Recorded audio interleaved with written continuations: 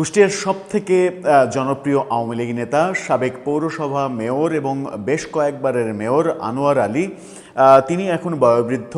তার বাড়িতে গত রাতে হঠাৎ করে পুলিশ র্যাবের যৌথ বাহিনীর হানা, ব্যাপক তল্লাশি এবং সেটাকে কেন্দ্র করে যা কিছু হলো সেটা আওয়ামী লীগ সরকারের পতনের পরে দ্বিতীয়বারের মতো ঘটল।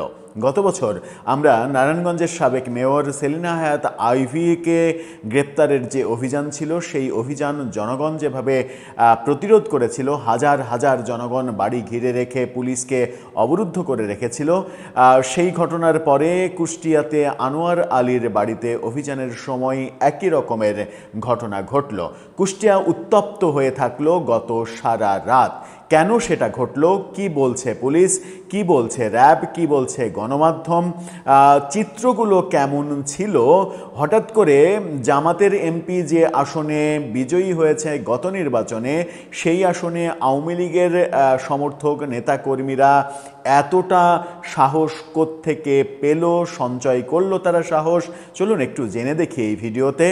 এতে করে পুলিশের ভাবমূর্তি বাড়লো নাকি কমলো সেই আলোচনা করবো এই ভিডিওতে। থাকবেন পলিটিক্স টিভি। বলছিলাম কুষ্টিয়া শহরে সাবেক মেয়র, জনপ্রিয় মেয়র এবং বলা হয় যে মাহবুবুল আলম হানিফ, তাকে হঠাৎ করে উড়িয়ে এনে দলের বড় পদ দেওয়ার পরেও হানিফ কিন্তু কুষ্টিয়াতে কোনো ধরনের জনপ্রিয়তা অর্জন করতে পারেননি, বরং প্রচুর সমালোচিত হয়েছেন বিভিন্নভাবে।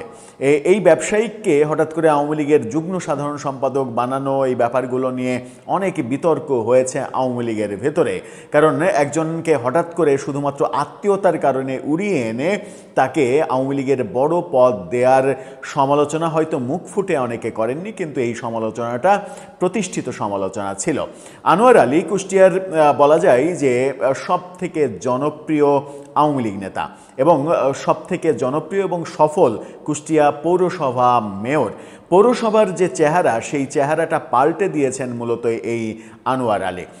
এতটা জনপ্রিয়তা যে তার এখনও রয়েছে, সরকার পতনের পরেও তার এই জনপ্রিয়তা যে রয়েছে সেটা অনুমান করাটা একটু মুশকিল ছিল, কিন্তু গত রাতে সেরকম দৃশ্যই দেখা গেল। যখন গত রাতে সবাই বিশ্বকাপ উত্তেজনায় রয়েছে, রাত থেকেই তো এক ধরনের প্রস্তুতি যে সকালবেলায় 6:30টার সময় ব্রাজিলের খেলা দেখবে ব্রাজিল সমর্থকরা, এমনকি অন্য দলের সমর্থকরাও। ঠিক সেই মধ্যরাত থেকে শুরু করে সকাল পর্যন্ত আনোয়ার আলীর বাড়িতে পুলিশ অভিযান এবং সেখানে ঘটমান ঘটনা নিয়ে রীতিমতো চাঞ্চল্যের সৃষ্টি হয়েছে। বাংলাদেশের প্রায় সব গণমাধ্যমে এই খবরটা গুরুত্ব সহকারে প্রকাশিত হয়েছে। প্রথম আলোর শিরোনামটা দেখে নিন। প্রথম আলো বলছে, কুষ্টিয়ায় সাবেক মেয়র আনোয়ার আলীর বাড়িতে রাতে পুলিশের তল্লাশি। এই তল্লাশি করতে গিয়ে যে উদ্ভূত পরিস্থিতি হয়েছে, আমাদের চোখে অনেক ভিডিও পড়েছে। কুষ্টিয়ার লোকাল কিছু অনলাইন প্ল্যাটফর্ম থেকে এই ভিডিওগুলো লাইভ করা হয়েছে, ভিডিও আকারে পোস্ট করা হয়েছে। সেরকম দুটো ভিডিও থেকে কিছু চিত্র আপনারা দেখুন। এভাবেই প্রতিরোধ করার চেষ্টা করেছে স্থানীয় জনগণ এবং জনগণ চেষ্টা করেছে যে আনোয়ার আলী, এটা বলতে চেষ্টা করেছেন যে আনোয়ার আলী বয়োবৃদ্ধ একজন মানুষ, তার বাড়িতে কি প্রয়োজন আপনাদের? পুলিশ কিন্তু তেমন কোনো উত্তর দিতে পারেনি। সেখানে মহিলাদের ব্যাপক উপস্থিতি, মহিলারা পর্যন্ত গভীর রাতে এই প্রক্রিয়াটা বন্ধ করে দেয়া, থামিয়ে দেওয়ার চেষ্টা করেছে।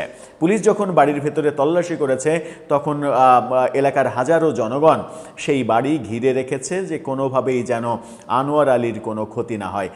তারা অভিযোগ করেছে এই বয়োবৃদ্ধ মানুষকে, যিনি বর্তমানে রাজনীতি করার সক্ষমতাই রাখেন না, তাকে হয়রানি কোনোভাবে গ্রহণযোগ্য হতে পারে না। তাদেরকে বলতে হবে যে কি অপরাধের জন্য তারা বাড়ি তল্লাশি করছে। র্যাবের পক্ষ থেকে আমরা গণমাধ্যমে একজন সদস্যের বক্তব্য দিতে শুনেছি, কিন্তু সেই সদস্য এই ব্যাপারে কিছুই বলেননি। বলেছেন যে ঊর্ধ্বতন কর্তৃপক্ষের সঙ্গে কথা বলে আপনাদেরকে পরে জানানো হবে। পুলিশের পক্ষ থেকে বলা হয়েছে যে তাদের কাছে খবর ছিল এখানে নিষিদ্ধ ঘোষিত সংগঠনের নেতাকর্মীরা রয়েছেন, সেই কারণেই তারা তল্লাশি করেছে, কিন্তু তল্লাশিতে কাউকে পাওয়া যায়নি, সেই কারণে তল্লাশি শেষ করে তারা চলে যাচ্ছেন, এরকম বক্তব্য তারা দিয়েছেন। যদি তাদের কাছে কনফার্ম খবর থেকেই থাকে তাহলে সেই বাড়ি মানে অট্টালিকা সম সেই বাড়ি থেকে কিভাবে ওই মানে সদস্যরা, আওয়ামী লীগের সদস্যরা পালিয়ে গেল? পালিয়ে যাওয়ার তো কোনো কারণ নেই তাদের কাছে, যেহেতু তথ্য আছে। আমার কেন যেন মনে হয়েছে সারা রাতের যে ঘটনাগুলো চোখে পড়েছে এবং কুষ্টিয়াতে খোঁজখবর নিয়ে যে ব্যাপারগুলো জানতে পেরেছি, তাতে মনে হয়েছে যে মানে এটা একটা অজুহাত মাত্র, যে সেখানে নিষিদ্ধ ঘোষিত নেতাকর্মীরা লুকিয়ে আছেন, সেটা একটা অজুহাত মাত্র। মূলত বয়োবৃদ্ধ আনোয়ার আলীকে গ্রেপ্তার কিংবা তার সন্তানদের পরিবারকে এক ধরনের মানে কি বলবো, যে একটা মেসেজ দেওয়ার জন্য এই কাজটা করা হয়েছে, যে তারা কোনোভাবেই যেন আওয়ামী লীগের কোনো ধরনের কোনো কার্যক্রমের সঙ্গে অংশগ্রহণ করতে না পারে, এই ব্যাপারটা হতে পারে। আমি জানি না, পুলিশের বক্তব্য যেহেতু বলেছে যে মানে তারা ফ্যাসিস্ট ধরতে গিয়েছিল, কিন্তু মজার ব্যাপার হচ্ছে যে আওয়ামী লীগের সদস্য ধরতে যেতে হবে কেন আপনাদেরকে, এই প্রশ্ন উঠেছে। কারণ আওয়ামী লীগের লোকজন যতক্ষণ পর্যন্ত না মানে কাউকে আপনি ততক্ষণ পর্যন্ত অপরাধী ভাবতে পারবেন না, বলতে পারবেন না, যতক্ষণ পর্যন্ত না সে অপরাধ করছে। আওয়ামী লীগের কার্যক্রম নিষিদ্ধ রয়েছে, ছাত্রলীগ নিষিদ্ধ আছে, কার্যক্রম নিষিদ্ধ আছে, তবুও যদি মাঠে মিছিল করে, শোডাউন করে, রাষ্ট্রের কোনো ক্ষতি করতে চায়, তাহলে আপনি তাকে অপরাধ করেছে বলে ট্রিট করতে পারেন, তখন আপনি তাকে গ্রেপ্তারের ব্যবস্থা করতে পারেন। কিন্তু কোথাও আওয়ামী লীগের সদস্য নেতাকর্মী আছে, তার বিরুদ্ধে কোনো অভিযোগ নেই, মামলা নেই, আপনি কি তাকে গ্রেপ্তার করবেন? এটা কি হয়? যদি তাই হয়, তাহলে তো বাংলাদেশের কোটি কোটি মানুষকে আপনাকে গ্রেপ্তার করতে হবে। সেটাই কি করবেন?